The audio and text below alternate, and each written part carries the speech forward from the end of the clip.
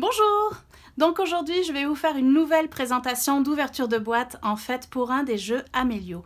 Comme vous le savez, les jeux Amélio sont subdivisés en deux catégories. Nous avons les 50 façons de jouer qui sont ici, donc c'est 50 mini-jeux différents qui peuvent être utilisés avec chacun de ces jeux de cartes. Par exemple, ici, vous allez apprendre les différents moyens de transport, les chiffres et les nombres, les animaux, les scientifiques, les reliefs géographiques ou encore le système du corps humain. Et finalement, vous avez la deuxième catégorie qui est ici, qui sont des relève le défi. Donc là, ça va être des relève le défi pour apprendre la philosophie, donc de niveau 1. Relève le défi pour apprendre à écrire sans crayon avec la motricité globale ou avec celui-ci, la motricité fine. Relève le défi pour lire sans livre ou encore relève le défi pour des parcours d'aventure. Donc on a vraiment deux catégories de jeux chez Amélio. Aujourd'hui, je vais vous présenter un relève le défi, apprend la philosophie. Alors, comme vous pouvez le voir, la boîte est très joliment illustrée avec de jolis petits personnages. Effectivement, c'est j'apprends la philosophie de niveau 1, ce qui sous-entend qu'il va y avoir un niveau 2, voire peut-être un niveau 3. Toujours est-il que le niveau 1 peut se commencer à partir de l'âge de 3 ans au niveau des enfants, avec des activités approximatives de 15 minutes pour un et plusieurs joueurs, bien évidemment. Donc, on va ouvrir cette boîte et on va regarder ce qu'il y a dedans. Alors, comme toujours, nous avons un merveilleux petit livret Amélio, donc on va le mettre ici pour tout de suite. Nous avons le fameux pamphlet Amélio qui est toujours très bien illustré avec de belles photos de famille, des créateurs du jeu et puis ici des enfants qui ont pu tester le jeu. Vous avez les différentes publicités pour les programmes éducatifs Amélio, les liens pour pouvoir les télécharger gratuitement, différents bonus et à l'endos, des petits rappels des différents produits Amélio qui sont disponibles sur amélio.tv. Donc, petit pamphlet publicitaire qui vient ici. Dans la boîte, finalement, nous avons tout d'abord un nez de clown. Donc ça, il semblerait que nous ayons une activité pour que les enfants puissent s'exprimer ou philosopher, mais tout en incarnant un personnage. Et ici, il semblerait que ce soit un clown. Et ensuite, comme toujours, Amélio a toujours un très grand nombre de cartes dans ses jeux. Alors, prenons toutes ces cartes, on va mettre ça ici et voyons voir plus en détail ce qu'il y a dessus. Donc, en premier, dans ce jeu, la première chose que l'on peut voir, c'est qu'il semble y avoir pas mal de couleurs. L'avantage des couleurs chez Amélio, c'est que ça vous permet toujours de classer convenablement votre jeu. Donc ici, il semblerait que toutes les vertes soient ensemble. Toutes les rouges également. Et ça, en fait, ces couleurs-là, c'est les différentes thématiques philosophiques que vous allez pouvoir aborder avec l'enfant. Et si je ne me trompe pas, nous avons 8 thématiques différentes. Donc nous avons la bleue, la orange, la jaune, la rose, la mauve qui est ici et un bleu turquoise. Après, on tombe dans différentes cartes. Donc, on va voir ça, mais effectivement, 1, 2, 3, 4, 5, 6, 7, 8, nous avons bien et bien 8 thématiques philosophiques qui vont être abordées avec les enfants. Ensuite, vous avez des cartes qui sont plutôt bleues, voyez ici, mais avec striés sur la bordure. Ça, c'est très pratique. Ce sont des cartes résumées pour chaque rencontre que vous allez faire avec votre enfant. Alors, si par exemple, vous décidez de travailler sur l'aventure, on va dire numéro 3. Alors, la numéro 3, il semblerait que ce soit la couleur mauve. Okay? C'est la première fois que vous jouez avec votre enfant sur cette aventure ou sur cette thématique. Donc, sur le coup, vous prenez la carte rencontre numéro 1.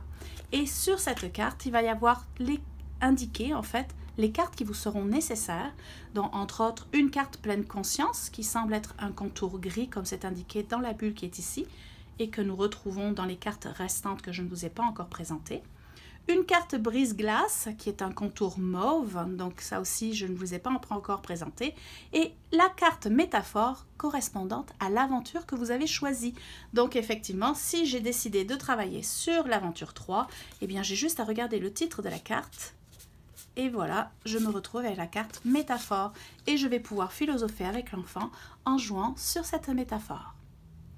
Donc ça, c'est pour l'aventure 1, la rencontre 1, pardon. Mais si vous faites la rencontre 2, eh bien là, vous allez jouer avec la carte aventure qui est indiquée ici.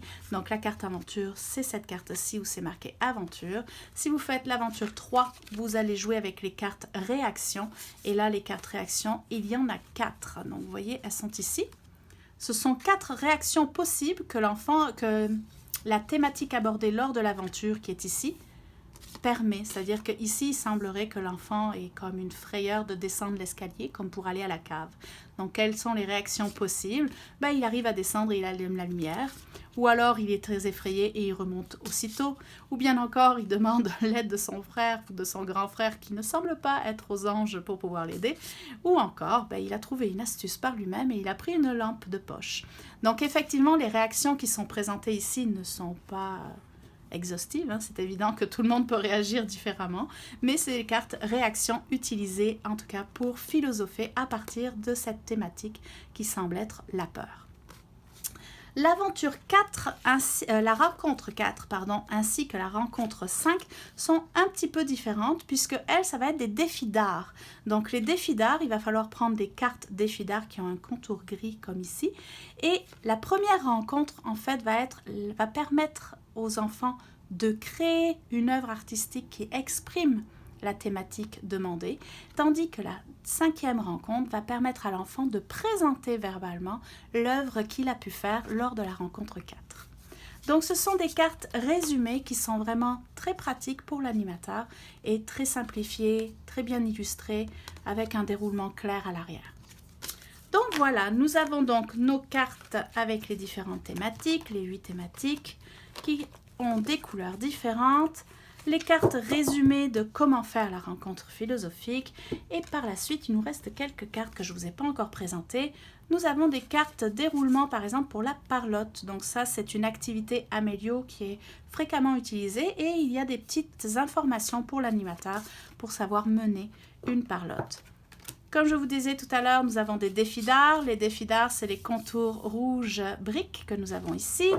Nous avons des cartes pleine conscience qui ont un contour gris pâle, donc qui doivent être très utiles en fait pour permettre de recentrer ou de reconcentrer l'enfant. Donc des petites activités stimulantes, courtes, qui permettent d'avoir la concentration des enfants lors de l'activité philosophique. Nous avons également en contour mauve des cartes brise-glace qui, elles, comme le nom l'indique, c'est pour briser la glace. Donc, si on a des enfants plutôt timides pour s'exprimer ou pour parler en public, c'est des petites activités très utiles qui vont permettre de briser la glace et d'avoir une interaction sociale et verbale avec les autres joueurs. Ici, nous avons des modes d'interprétation et c'est là que nous voyons le fameux petit nez de clown qui va être très utile si je dois interpréter ma réflexion philosophique en étant un petit clown. Mais vous avez différents types d'interprétation en chantant, en étant un super-héros, avec une marionnette ou encore en étant de dos face au public. De dos face au public, c'est un peu étrange à dire, mais c'est de parler au public en étant dos à lui. Et finalement, nous avons une carte Mon opinion avec certains conseils qui sont donnés ici pour l'animateur. Et cette carte, en général, est toujours là lors de vos activités parce que l'enfant peut toujours donner son opinion à lui personnelle. Donc voilà pour la présentation des cartes. Comme toujours, ce sont des cartes très solides, cartonnées, assez grandes pour que l'enfant puisse avoir une discrimination visuelle adéquate, qui ne force pas trop ses yeux pour voir les détails. Donc voilà. À ce niveau-là, il nous reste à regarder le livret. Alors, si on regarde le livret, comme toujours, on a une jolie présentation avec un texte de présentation du jeu que l'on va faire ici. Donc ici, c'est la philosophie. Vous avez toujours une page sommaire qui est très utile parce qu'elle va vous donner le numéro des pages qui va vous permettre de vous orienter dans le livret plus rapidement. Donc si vous voulez aller directement à la règle défi, on le sait, c'est à la page 10. Si par contre vous avez des questionnements sur pourquoi philosopher avec un enfant, allez à la page 14 et vous obtiendrez sans doute quelques réponses des éducateurs Amélio en fait. Finalement, ici, nous avons les éléments du jeu, donc la présentation des différentes cartes avec leur nom, ce qui est très utile quand vous allez lire les règles, parce que si on vous dit prenez la carte parlotte, il faut savoir quelle est cette carte, et là, on va savoir que c'est de la vert striée qui est ici. Les bénéfices et la roue Amélio sont toujours deux présentations que vous aurez dans les livrets Amélio. Les bénéfices, c'est qu'est-ce que mon enfant va être capable de découvrir en plus de la philosophie. Certes, c'est un jeu qui est fait pour apprendre à philosopher, mais les activités qui sont offertes, en fait, vont vous permettre de développer différentes compétences. Et entre autres, votre enfant, en jouant à philosopher ici, va être capable, après, peut-être de mieux gérer une charge émotive, ou alors développer la capacité d'introspection, la capacité d'attendre son tour, ce qui est un bénéfice très recherché en général pour les enfants. La roue Amélio, c'est un outil plus pour l'animateur, pour comprendre les différents domaines et différents champs d'apprentissage et d'intelligence. En fait, on a le côté intellectuel, le côté physique, le côté socio-affectif ou conceptuel, chacun d'eux étant subdivisé comme des petites portions de camembert en différents champs de connaissances et d'apprentissage. Ensuite, nous avons un petit texte, une introduction graduelle à la philosophie. Donc, c'est effectivement pour voir de quelle manière, progressivement, on peut amener un enfant de 3 ans à philosopher. Et finalement, à la page 10, comme c'était convenu dans le sommaire, nous avons la règle défi. Donc, ici, ça met vraiment une règle très détaillée, plus détaillée que les cartes que vous avez vues pour les différentes rencontres, la rencontre 1, la rencontre 5. Donc, c'est un peu plus détaillé. Vous avez une mise en situation qui vous dit ici qu'en fait, vous avez bien effectivement 8 aventures, donc 8 thématiques différentes. La première thématique qui est suggérée de faire, c'est d'apprendre, c'est la thématique avec les cartes vertes anisette et la thématique sera les émotions. Par la suite, on vous suggère de faire la colère qui sera en bleu turquoise, par ensuite la peur en mauve lavande, la tristesse en rose, la gestion des désaccords qui est en jaune. Finalement, en 6, nous avons les règles et les limites qui est une couleur orange, la gentillesse et la méchanceté qui est une thématique dont les cartes sont bleu marine, et la dernière thématique abordée, c'est les bons et les mauvais secrets. Donc c'est une progression suggérée, c'est certain que vous pouvez le faire dans l'ordre que vous souhaitez, mais il me semble logique effectivement que ce soit dans cet ordre-là.